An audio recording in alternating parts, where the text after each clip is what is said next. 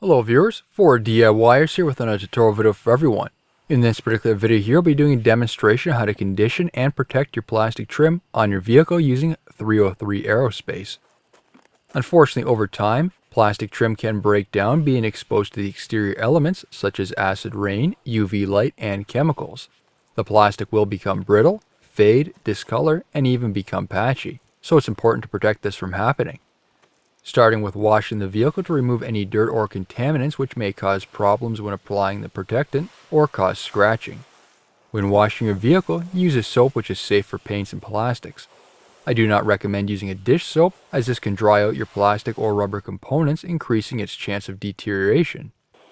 Once the trim has been thoroughly cleaned, dry off any water using a microfiber towel. Water can hide in between body seams, which can sometimes cause application issues for the conditioner or protectant.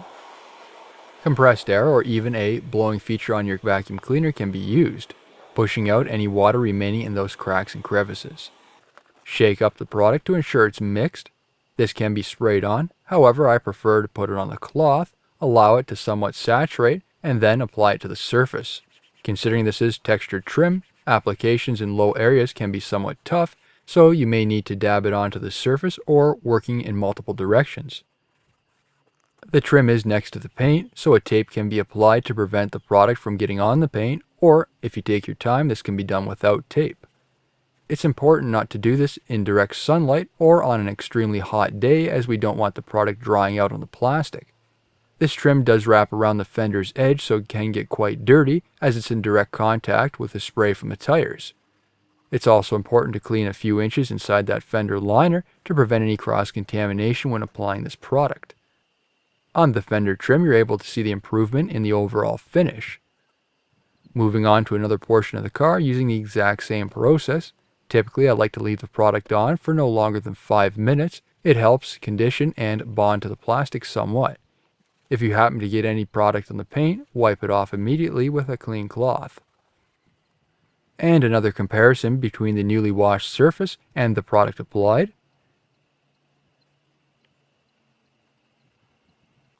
Ensure the surface of the plastic is well covered to reduce any chances of streaking or blotching. Then use a microfiber cloth to wipe away excess product and buff the surface. This needs to be done, otherwise if the product comes in contact with water or moisture, it may create patching or streaking of adjacent surfaces. The same process as previously can be used on your rubber window trim along with other plastics. 303 Aerospace can be used on various colors of trim. The trim around the fenders and along the rockers is a dark gray finish, while the trim around the mirrors and windows is black. Typically, I like to keep the window cleaning to the very end, so if there is any smudging, the window cleaner will remove any residue on the glass. While I haven't been able to find how often this product should be applied to plastics, normally I like to recoat the plastic every 3 months just to be safe. Once that plastic becomes faded, it can be hard to bring that shine back and unappealing, so I'd rather be safe. How long it lasts on your vehicle really depends on what type of weather you're exposed to, along with how much driving is done. Some plastic conditioners can leave a greasy or an excessively shiny finish. This I find does leave more of an OEM finish.